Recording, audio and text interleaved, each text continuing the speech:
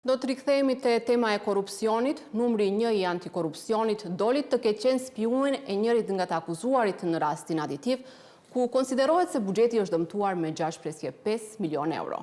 Ajo nuk dha dorëheqje, qoftë për çështje morale, por as kuvendi nuk ndërmori asnjë veprim për shkarkimin e Dimitrovskës, edhe pse ka këtë të drejtë. Përse për korrupsionin nuk ka ilaç në Maqedoni, diskutojmë me ish antarin e Komisionit Antikorrupsion, zotin Shemsi Sallaj. Mirëmbrëma dhe mirë se erdhët në Alsat. Mirëmbrëma dhe mirë se u jetë, faleminderit për ftesën. Zoti Sallaj, a nuk duhej sot të shihnim të paktën një dorëheqje për çështje morale nga ana e kryetares së Komisionit Antikorrupsion, pas përfshirjes së saj në hetimin për rastin aditiv? Me drejtë e keni, në fakt duhet të pritet një dorëheqje nga ana e kryetares së Komisionit kundër korrupsionit, për arsye se është një institucion ndoshta nga të rrallët që gjithmonë nga raportet e Komisionit Evropian kemi pas notë pozitive më të lartë në punën e saj, në punën në integritetin institucional që është krijuar brenda periudhës së kaluar, edhe si rezultati krejt asaj, me që doli se është e dyshuar për dhënien e informacioneve që janë të ndaluara për t'i nxjerrë, duhet të paktën të japet dorëheqje që gjatë periudhës së ardhshme mos diskutohet si kryetaria e komisionit dyshohet për keqpërdorim ose korrupsion, por thjesht të jetë veç emri i kryetares dhe si ish kryetari, ose si kryetare, se prishet reputacioni i institucion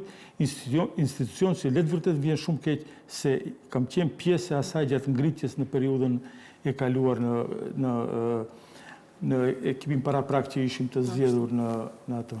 Përveç se gjykata ja mori pasaportën Dimitrovskës, gjithashtu ka ndalesë për të kryer disa punë, mos të ketë qasje në dokumente e kështu me radhë, megjithatë nuk pam, siç thash, as dorëheqje, as një veprim të shpejtë nga ana e kuvendit që zgjedh antarët e Komisionit Antikorrupsion. Ajo do të vazhdoj të marrë pak, a nuk është kjo absurde? Është absurde, në fakt, nga ajo që dëgjohet nga mediumet, se në fakt nuk kemi kontakte edhe me komisionin e tash sidomos gjatë kësaj periudhe.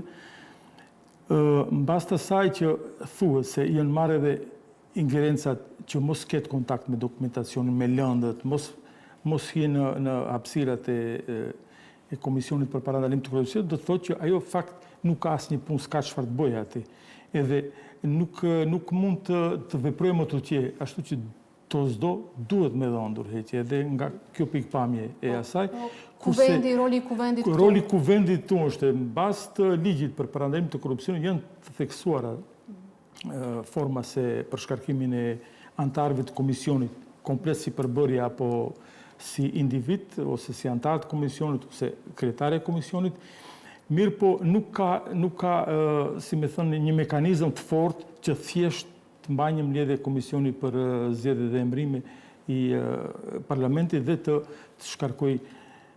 A nuk është kjo arsye shumë e fortë e dyshuar në një hetim ku buxheti i shtetit është dëmtuar me 6.5 milion euro, ajo ka dhënë... Këto janë vetëm dyshime... Po janë dyshime... Po nuk janë të aprovuara, janë dyshime serioze, nuk janë të aprovuara. Tash në ligj aty për shkarkimin e antarëve, theksohet që 6 muaj nëse nuk shkon punë, një nga arsye dorëheqja nëse jep... Edhe për çështjet e konfliktit të interesit, në këtë rast kemi apo jo konflikt interesi? Po kemi, po edhe për shumë vepra penale që është me dënim si plotfuqishëm për 6 muaj burg, ose të ketë ndalesë për veprim të profesionit apo punës. Më thënë këto përmblidhe mirë, po për moment ne nuk kemi, si me thënë, jo bazë, po se baza është, po nuk kemi vendim, dëshmi, provë, ose nuk ka vendim përgjithshëm përfundimtar që tregon se është, edhe nëse këto si kemi, këtu thjesht nuk ka mundësi edhe kuvendit veproj... Po, si që duket do t'i lihet interpretimit të lirë nga ana e temit të deputetëve. Tash këtu do t'i lihet interpretimit të lirë, si që rastit përpara që patëm me Këshillin Gjithësor, ku thjesht ato bëjnë më thënë, abolicionin e antarëve. Po, interpelancat u bënë, që të suksesshme, megjithatë dorëheqje nuk dhanë. Edhe këtu mund të bëhet gjithçka, po nëse nuk jep dorëheqje, nuk ka mekanizëm të fortë. Tash, a është kjo një parapregaditje nga ana e politikës që mos të ketë raste të ruaj njerëzit e vet, nëse i ka të vetë, se këtu pak është në pikpyetje sa është ndonjë partie, me ndikim ndonjë partie apo nuk është, tash nuk do të ndërhijmë në ato sende. Po kishte shumë debate dhe mënyra kur u zgjodh. Po jo, debatet ishin, po vetëm çka ta theksoj, se thjesht mbas të kësaj ato prap nuk kanë bazë që të shkarkojnë. Tash ligjit kur bien, kur sillen ligje, gjithmonë kanë mangësi. Edhe gjatë rrugtimit në implementimin e ligjit, ati parashifin mangësi që paraqiten dhe për atë shkak është edhe mekanizmi plotësimit, ndryshimit dhe plotësimit të ligjeve për të mirë. Mirë, po këtu kemi raste shpesh ndryshimit dhe plotësimit sa të duash, mirë, po në interes të një grupit caktuar për një periudhë caktuar edhe mësë një prapë kthehen.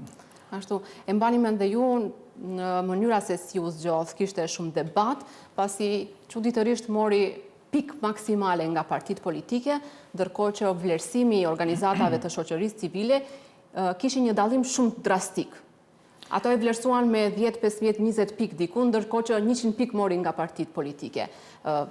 La kjo hapësirë për dyshime se bëhet fjalë për ndonjë person partial? Mbas asaj që shifet, domethënë nga pikët e dhëna, mund të vim edhe deri tek ai konstatim. Mund kujtohet periudha se këto kur u zgjodhën, kishte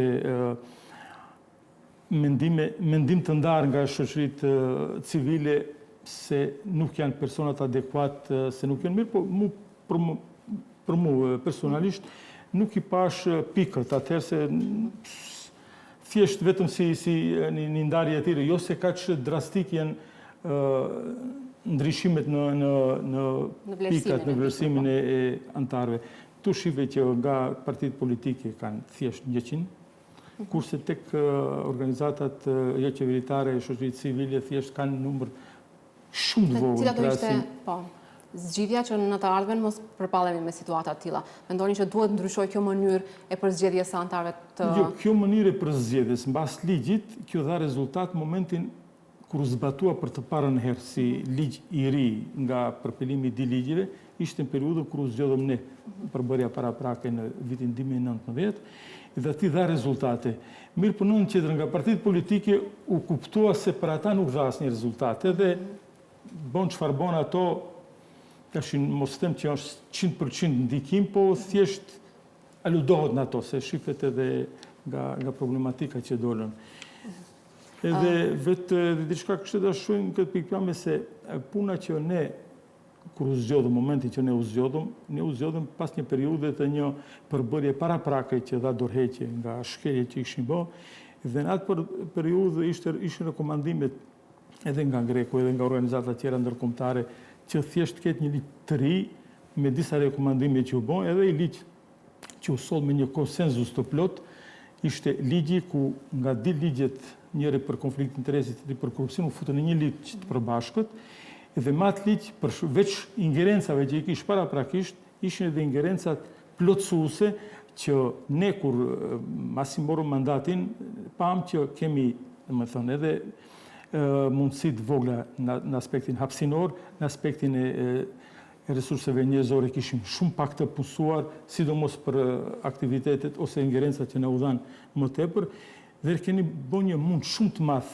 derisa i kompletuam ato, arritëm të krijojmë një sekretariat shumë të suksesshëm, shumë të profesional në punën e asaj, edhe puna jonë e përgjithshme dha një shpresë tek qytetarët që në momentin e zgjedhjes tonë, sikur tek qytetarët u hap një dritë shprese që thjesht ka dikundi ku ti qajmë hallet tona ose zgjedhim problemet, edhe pat një vërshim të madh të lëndëve në atë periudhë që pavarësisht se a kishim bazë. Ka pasur shumë denoncime nga qytetarët? Ka pas shumë denoncime nga qytetarët, edhe nga pjesë tjera, sektore, organe shtetërore, po më shfar, po nga qytetarët ishin shumë. Kishte raste që ndoshta ne nuk ishim as pak me ingerenca ose përgjegjës për zgjedhjen e atyre. Mirë, po qytetari thjesht e shprehat. Do dikundi ta shprehë problemin që e ka. Tani me këtë rast fundit, a mund të konstatojmë se sikur u mbyll një derë ku qytetarët mund të trokisnin për të denoncuar keqpërdorime, korrupsion, konflikt interesi? Pikërisht aty desha të da që më në fund u prish edhe kjo, edhe tash qytetarët nga pabesia ose mosbesimi ndaj institucioneve që i kishin vetëm Komisioni kundër korrupsionit, edhe këtu me këtë rast ato dhe humbin shpresën edhe besimin tek zgjedhja e çështjeve korruptive ose problemeve tjera që i kanë. Pavarësisht epilogut gjyqësor për kryetaren e Komisionit Antikorrupsion, sa do të jetë kredibile, sa do të ketë kredibilitet e gjithë përbërja e komisionit? Mendoni se duhet të japin dorëheqje të gjithë antarët e këtij komisioni? Unë nuk mendoj që duhet gjithë të japin dorëheqje, mbasi besoj, shumë thellë besoj që mund të jetë një rast vetëm i izoluar vetëm i kryetares, edhe besoj që ka kapacitet të mjaftueshëm tek antarët tjerë, edhe tek sekretariati që shpare e përmend prap, që janë shumë profesionistë në punën e bërë, edhe unë shpresoj që komisioni si komision kundër korrupsionit do të vazhdojë me punën pa asnjë farë pengese, edhe gjithashtu bëj apel edhe tek qytetarët që mos humbin besimin tek ai institucion, të japin denoncime, të japin të paraqesin çdo lloj pakënaqësie, çdo lloj korrupsioni që e ndjejnë, çdo lloj ndikimi ose konflikt interesit që e kanë, se pavarësisht rastit që ndodhi, komisioni do të vazhdojë me punë edhe kam besim se do t'ja dalin mbarë. Ditët e fundit jemi dëshmitar se u zbardhen shumë skema korrupsionesh në për institucione të ndryshme, siç e dëgjuam edhe më herët gjatë lajmeve, është skema e keqpërdorimeve me kujdesin, me mjetet financiare për kujdesin ndaj një personi të sëmur, me pensionet invalidore. Ishte rasti i geriatris ku drejtori dyshohet se kishte kërkuar 100.000 euro për ta shtruar një pacient në spital. Rasti i onkologjisë gjithashtu me manipulimet me ilacet. Sa është i thellë korrupsioni në këtë sektor? Keni pasur dhe ju raste të tilla kur ishit antari i antikorrupsionit? Në këto raste, si dukuri dhe si raste konkrete, ka pas shumë edhe përpara, po ndoshta nuk kanë dalë në sipërfaqe siç kanë dalë këto, po ne kemi pas lejon që ndoshta për publiku nuk kanë qenë të shfaqur se kanë qenë me iniciativat tona dhe nuk është marrë nga të dëgjuarit nga publiku që t'japish edhe përgjigje publiku se deri diku ka arri rasti. Mirë, por ne ato raste pavarësisht asaj i kemi hapur dhe i kemi procesuar në kuadër të komisionit dhe kemi dhënë kërkesa deri tek organet gjegjëse, prokurorit apo inspektoratet apo në qeveri, varësisht se për çfarë punë bëhet dhe si bëhet. Edhe tash më tutje mbas të asaj që rezultateve që kemi pas gati se zero ka qenë procedurimi. Procedurimi ka qenë deri diku tek prokuroria, mirë po më në fund nuk është bë një akt padrejti ndaj personave të caktuar ose ndaj rastit për iniciativa që kemi marrë, thjesht është hudh se nuk ka bazë ose disa ngelen edhe pas si dolëm ne nga pasi na marrim mandatin ngelen në proces deri ku janë disa hapen, për disa edhe kanë ngrit procedura, mirë po në përgjithësi veprimi ndaj iniciativave tona nga organet që a dash të marrin masa, se ne nuk kemi ata që e çojmë problematikën deri në fund, nuk ka pas as pak. Edhe bashkëpunimi, edhe pse ka qenë sipërfaqësisht, më thënë gjithmonë kur kemi kërkuar informacione për sendet, pak a shumë për raste të ralla që nuk janë përgjigjur në kohë ose nuk janë përgjigjur as pak, mirë po janë përgjigj.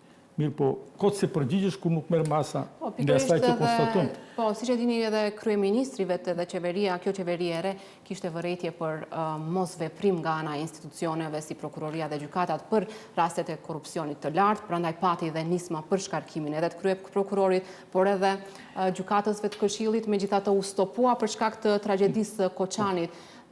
Si e shihni ju këtë hetim tani që po zhvillohet në kuadër të tragjedisë në Koçan? Jo, në kuadër të tragjedisë Koçan është një situatë sikur tash ndoshta me çkeçardhje e them, po sikur nuk veprohet drejt zgjedhjes problemit, të përgjigjen dhe të ndëshkohen personat që janë përgjegjës, po thjesht mundohet nëpërmes këtij rasti të merren edhe raste tjera ose të bëhet një revanshizëm politik ose këto më çfarë. Do të thonë është dhe më thënë, të jepat ndjesin, jo se ka fakte, po të jepat ndjesin se është shumë selektive. Edhe çdo herë që dalin nga kryeministri ose ministri i punëve të brendshme ose prokurori se hapet edhe zgjerohet kërkimi ose lënda, do të thotë që sa më shumë zgjerohet, aq më shumë do zgjedhë. Edhe më në fund do vi me vite do të kalojnë edhe nuk do të kemi asnjë epilog të asaj. Siç patëm rastin e shembull të Skarcës. Rastet pavarësisht se ku janë, edhe sa të qarta janë, aq është zvaritur që kanë kaluar 6 vjet nga ai rast, ndoshta edhe më tepër. Kemi raste tjera nga 2-3 vjet, tash mos i përmendim gjithë rastet, dhe duke i marrë këto, do të thotë që nuk është qëllimi i zgjedhjes një problemi, por është qëllimi i, si më thon, i disa revashizmave që mund të i kenë. Edhe këtu rasti me ku thaj që kanë marrë masa shumë për shkarkimin e prokurorit. Ne nuk kemi... A është zgjidhje kjo, që për shkak se jemi në fund të minutave, a do ishte një zgjidhje shkarkimi i kryeprokurorit, por edhe antarëve të Këshillit Gjyqësor? Jo, nuk është zgjidhje, nga që në qoftë si vim këto antarë të Këshillit Gjyqësor që bën me këto skandalin që e patëm para 2 viteve kur ishte ajo, ose mos veprimi që i kanë, ne në qoftë se nuk ndryshojmë ligjin edhe formën se si mund ato të kemë përgjegjësi, si mund shkarkohen, çfarë përgjegjësish dhe në çfarë forme duhet të kemë përgjegjësi o disiplinore o penale o në gjitha rastet, vetëm me ndrimin e emrave ne po vim po aty.